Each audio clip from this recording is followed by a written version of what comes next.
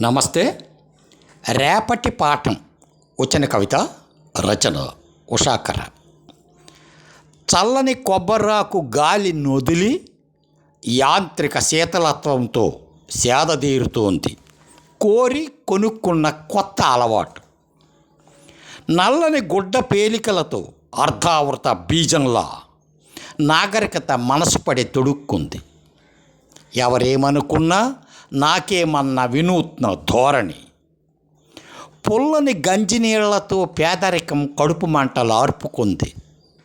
సంపాదన చేతగాని సగటు జీవితం.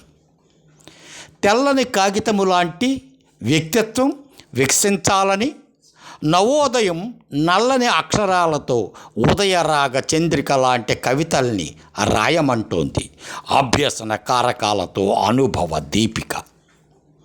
వెల్లని బాణం, చల్లని నాణెం, గతి తప్పిన భ్రమణ కోణం, గ్రహణం పట్టిన అరుణ కిరణం. ఒకప్పుడు అన్నీ అద్భుతాలు సృష్టించినవే. అవును కదా, ఆశ్చర్యమేముంది? ఆశయ శిల్పం గొప్పది. సాంద్రీకరించిన సంప్రదాయాలకు తల ఒగ్గిన ప్రవర్తన పాఠవం రేపటి తరానికి పాఠం కావాలి కదా. ధన్యవాదాలు.